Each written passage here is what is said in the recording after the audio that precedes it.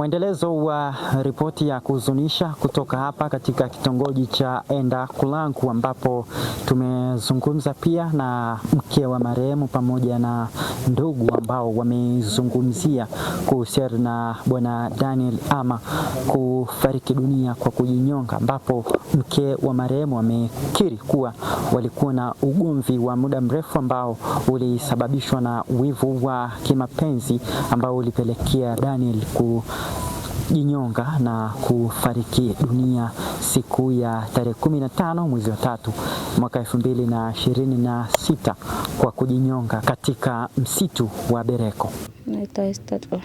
Nilikuwa naishi na mume wangu, tulikuwa tunaishi tuna ugomvi ni wa muda mrefu sana, na tulishaenda mpaka mahakamani tukamalizana huko, na tumekaa na ugomvi ukaja kuibuka juzi hapo 2026. Tuligombana tukapigana, lakini ule ugomvi ulikuwa umeshaisha ni wa muda. Ni pengine unaweza kutuambia ugomvi ulikuwa unahusu nini hasa ugomvi? Mume wangu alikuwa hataki hata niondoke niende hata kwa jirani. Hata nikiondoka hivi nikienda hata sokoni hataki. Hataki hata kwenda sokoni? Hataki hata niende kwa jirani, alikuwa hataki. Kishaona nimeondoka nimetoka kwa jirani ndio huo ugomvi unaanza. Na ukimuuliza sasa mume wangu tatizo ni nini, anakuambia nini? Hamna. Na yeye kishatoka hapo kishaenda huko kwa majirani, akishaambiwa mke wako leo ameenda wapi? Bwana yuko nyumbani. Ndio akija hapa anaanza ugomvi. Kishakuta hata nyayo ya pikipiki hapo ni ugomvi, hata nyayo ya mtu akikuta hapo ni ugomvi. Kwa hiyo hapa nyia mlikuwa hata majirani hawafiki nyumbani? Hataki. Akishakuta nyayo nitakajua ni ya nani.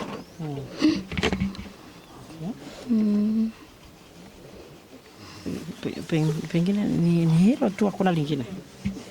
Ni hilo tu. Hataki hata nitoke kwa jirani, nikisogea hivi ni hilo tu, na mingine mimi nikitoka hivi anachukua hata hiyo mgomba hapo, hata ndani anachukua hata kilo ya mahindi hata ya unga anabeba, hiyo ndio unakuwa naye. Ukiuliza inakuwa ni ugomvi. Yaani ni mambo madogo madogo sana. Kwani pengine wewe ulikuwa unaenda sehemu yote mbaya? Hamna. Ukitoka sana unaenda wapi? Nikitoka sana hapa mimi naenda kwenye biashara yangu na kurogaga pombe huko kilabuni. Mmeo ni mnywaji wa pombe, ni mlevi? Kiasi. Alikuwa anakunywa? Na ugomvi unakuja baada ya kunywa au siku yote hata kama hajani? Ni baada ya kunywa ndio ugomvi unakuwepo.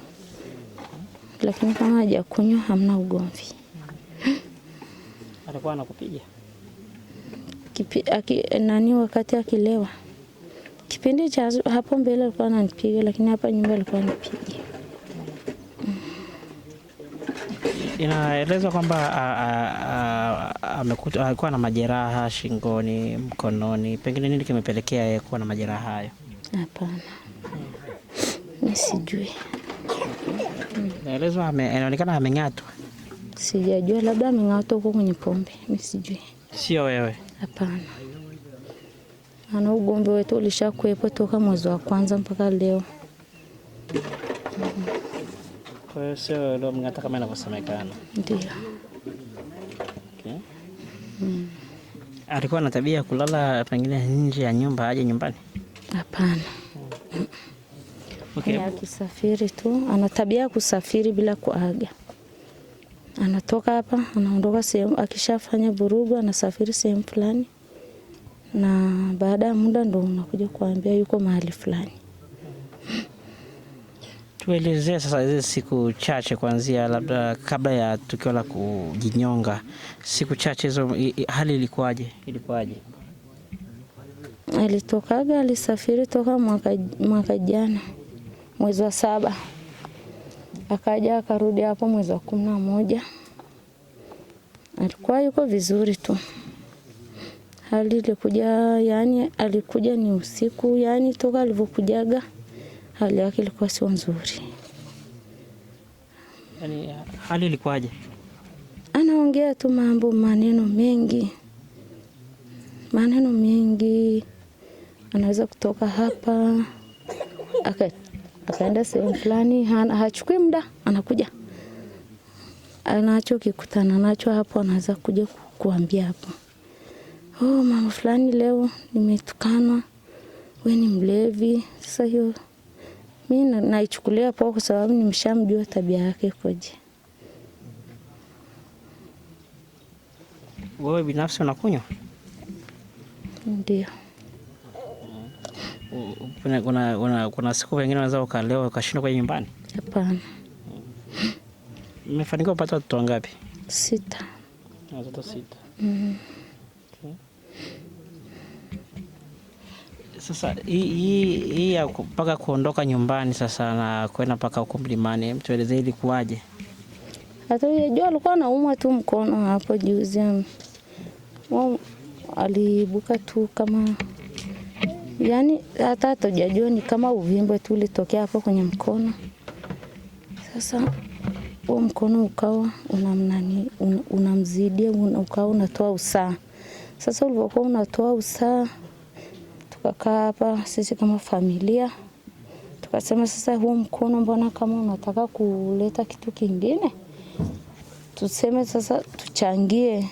Familia ikasema sasa tuchangie, maana mimi mwenyewe sina uwezo wa kumpeleka hospitali. Tukasema tuchangie na familia yote tukakubaliana tunamchangia. Mimi nimetoka hapa nimeenda kutafuta hela. Nyuma yangu nilivyoenda kutafuta hela, nilivyorudi nikakuta mtu hayuko nyumbani. Nauliza watoto, baba yuko wapi? Watoto wananiambia baba ameenda hospitali. Na nani? Sema ameenda mwenyewe. Haya, maana asubuhi tulishaongea ni mambo ya kumpeleka hospitali. Sasa mimi nilipotoka nimeenda kutafuta hela, nikasema mbona mimi sijatafutwa? Nikasema labda hao ni watu wazima, kama mtu amelazwa si hata ya kwangu mimi nitapeleka kesho hata asubuhi, maana tulikubaliana tumchangie sisi kama familia.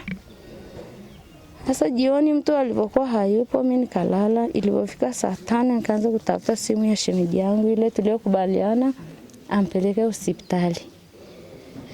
Sasa ile ilipokuwa haijapatikana, nyuma yangu sijui alichukua maamuzi gani, mimi niliporudi sijamkuta nyumbani. Yes, ilikuwa siku gani hiyo? Jumamosi. Sijamkuta nyumbani. Sasa asubuhi nikadamka, nikaenda kwa shemeji yangu, ndio shemeji anamkuta nyumbani. Shemeji, mbona mbona ile hospitali hujaenda? Sema sasa kama hela haijapatikana tunaendaje? Sasa nikamwambia mbona ndugu yako hayuko nyumbani? Akasema ameenda wapi? Ndio hiyo sasa tukaanza kumtafuta, hata yeye mwenyewe hana habari. Maana mimi nimetoka hapa nimeenda kutafuta hela ya kumpeleka hospitali. Mkampata lini, wapi? Tukampata jana saa 10 mlimani huko porini, amejinyonga na nguo yake aliyobeba alikuwa amelala nayo. Mara ya mwisho pengine alikwambia nini? Mara ya mwisho ananiambia mimi najisikia vibaya, mimi nitakufa. Kaambia kwa nini? Nasema mimi najua mimi nitakufa. Kaambia unakufaje? Sema mimi ndo nakwambia mimi nakufa. Usitake kujua. Kingine hamna alichoniambia. Hakuna ujumbe wote alokuachia? Kwa hiyo alikwambia tu mimi nitakufa. Ananiambia mimi nakufa. Kwa nini? Sema mimi nakwambia mimi nakufa. Mimi najua mimi mwenyewe mimi nakufa. Mimi sina ugomvi na mtu yoyote. Nakufa mwenyewe. Kwa nini? Nasema mimi najua mwenyewe. Hamna ujumbe wote wa maandishi aliyouacha? Hapana. Pole sana. Umesema mwanzo kwenye muda ya saa 1 nilipigiwa simu na mke wangu. Ameniambia yeye amepigiwa na mtu wa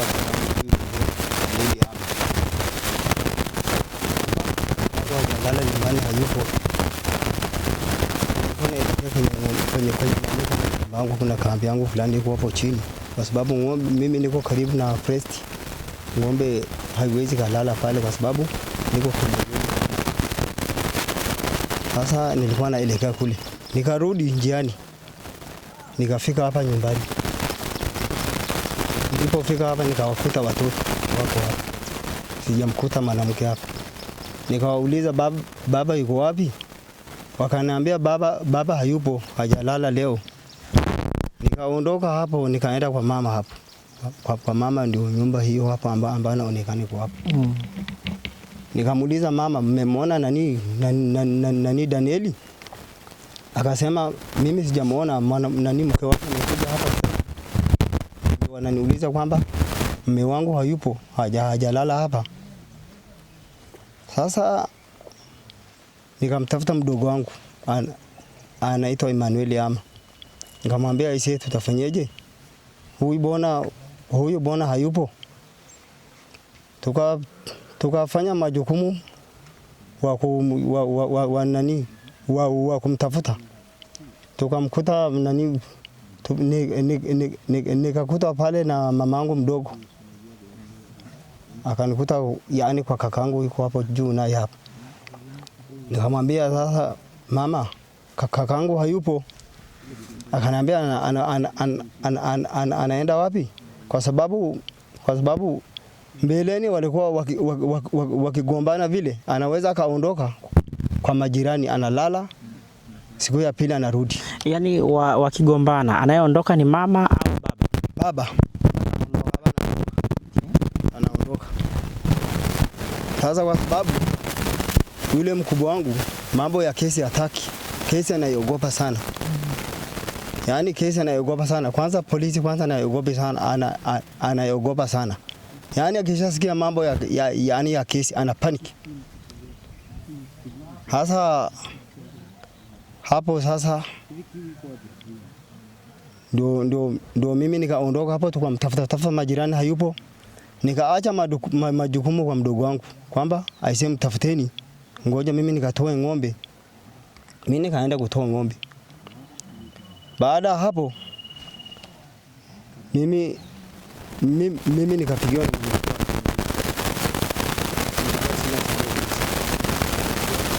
una taarifa ise kakako bona hayupo nyumbani nasikia. Nikamwambia ni kweli, na nilimtafuta hayupo, lakini majukumu nimemwacha.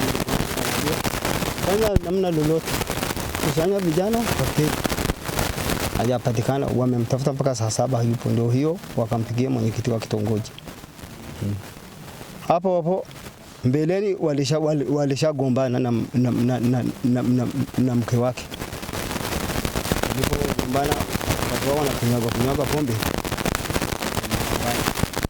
Wote wanakunywa pombe. Sasa akang'atwa hapa, ana alama hapa kwenye pua na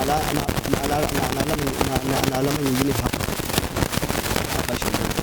Na alama nyingine hapa kwenye mkono ndio ameumia sana. Sasa siku ya Jumamosi nilienda hapa. Nikaenda hapa. Sasa nikapigiwa simu. Mimi nilikuwa simjui kwamba yani kama ile mkono kama imeweka jeraha, kwamba najua kwamba ameng'atwa, lakini kama imeweka jeraha mkubwa. Sasa ndio nikaitwa na jamaa mmoja, ameenda kumwelezea jamaa kwa sababu kwetu anatuogopa sana kwamba sisi yani sijui anatuogopa kwa ajili gani.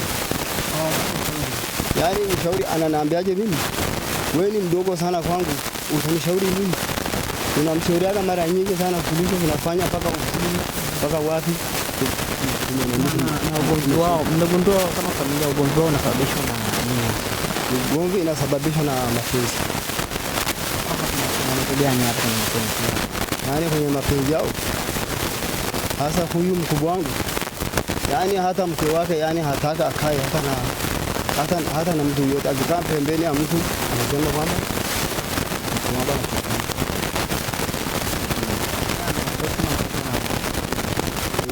sasa hapo siku ya Jumamosi tulikuwa tumpeleke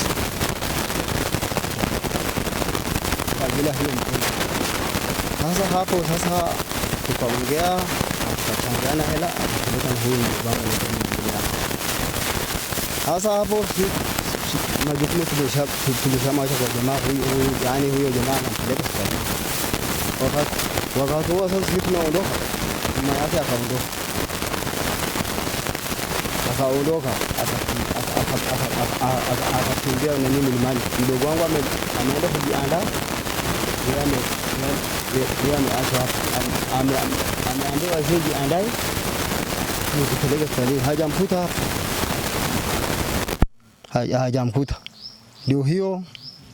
Ndio hiyo yani jana ndio hiyo tunapata taarifa kwamba amepotea. Ndio mkuta kama nani.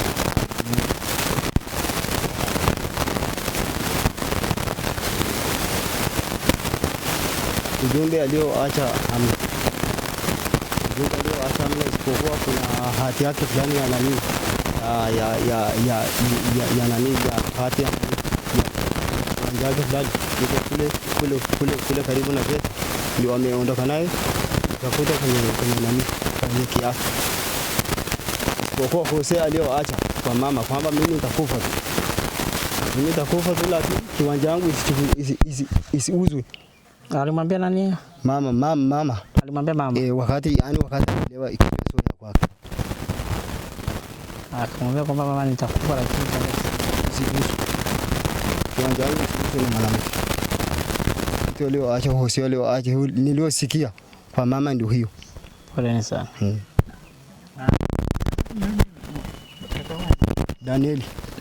Danieli ama Sanka. Miaka 50.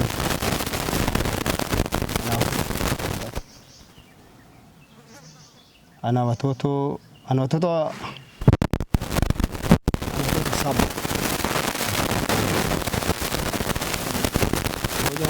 Moja ndio amemaliza form 4.